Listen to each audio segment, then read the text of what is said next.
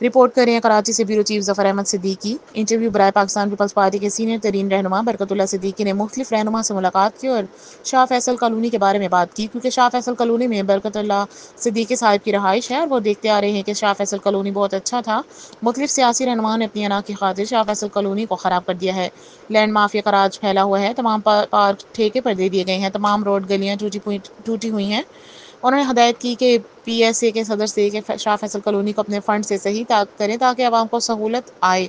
आइए हम आपको इंटरव्यू सुनाते हैं। जी अस्सलाम वालेकुम। वालेकुम अस्सलाम। कैसे हैं सिद्दीकी साहब? अल्हम्दुलिल्लाह, अल्लाह का एहसान।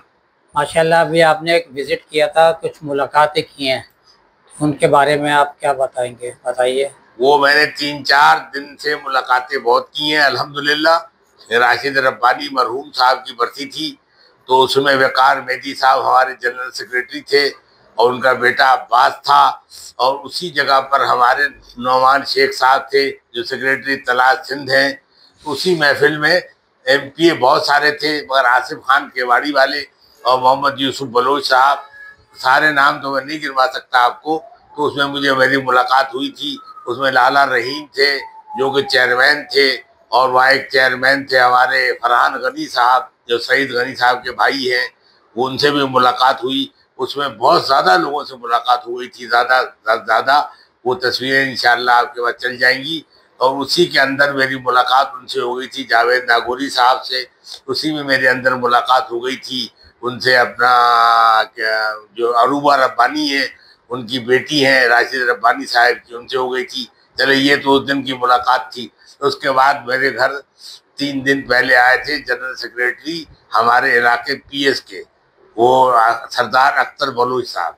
वो आए थे मेरे घर, ज़ाती मेरी दावत पे आए थे, मेरे घर तशरीफ ले आए थे, तो बड़ी बड़ी खुशी हुई थी। और आज के दिन मेरे यहाँ जो PS का सदर है जरताज मलिक, जो बेइंतहा मसरूफ भी रहता है और बड़े काम आदमी, काम के दोनों हैं, अख्तर साहब भी और ये भी। ये PS हमारा अब अच्छा आ गया इंशाअल्लाह ताला। यहाँ पर बहुत सारे काम हो जाएंगे। और आज मैंने खुल के बहुत से लोगों से बात कर दी है कि शाह फैसल कॉलोनी में ये तामीरी काम नहीं हो रहे। ग्रीन टाउन तक, पत्थर रोड तक लोग रो रहे हैं और कह रहे हैं। उसकी वीडियो भी आपको दिखा देंगे हमारे ये जफर सिद्दीकी साहब, तो उसको भी देख लीजिएगा। और कॉलोनी का जो हाल हुआ है, यतीम पड़ी हुई है, बेवा। मैंने इस पर आज बहुत बात की है, और इसकी ये भी बात मैंने की है कि शाह फैसल कॉलोनी में अब इंशाल्लाह पैदागिरियाँ नहीं होंगी। किसी से 2000, किसी से 3000, किसी ने नहीं दिया तो पुलिस भेज दी, किसी कुर्सी घसीट ली। ये सारे काम नहीं होंगे, वरना उसके बाद जो ऐसे चलेंगी वो दुनिया सुनेगी। तो लोग इससे होशियार रहे। बिल्कुल पीपल पार्टी का बहुत नुकसान हो गया, वरना Shah Faisal colony people party जितनी मजबूत थी, अब उससे ज़्यादा ये यतीम होकर रह गई। वरना आबाद कुरैशी यहाँ से नाजिम जीते, काउंसलर जीते। 86 में उन्होंने MPA का इलेक्शन लड़ा था, MPA का 700 वोटों से वो रह गए थे, 700 वोट। अब्बास बावजीर साहब के गले में आ गई थी। मैं चीफ ऑर्गेनाइजर था अब्बास बावजीर का, हम इस परेशानी में पड़ गए थे। तो ये कॉलोनी थी ऐसी। अब यहाँ लोगों की तंजीम है, तो ये पीपल पार्टी बेशक है, तंजीम बेशक है पीपल पार्टी, मगर जो तुम लोग कर क्या रहे हो? इलाके के लोग रो रहे हैं, मैं भी किसी के खिलाफ बोल नहीं रहा।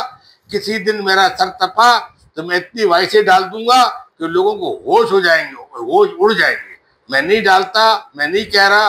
मौका मिलना चाहिए, ये मौका ले, मगर शाह फैसल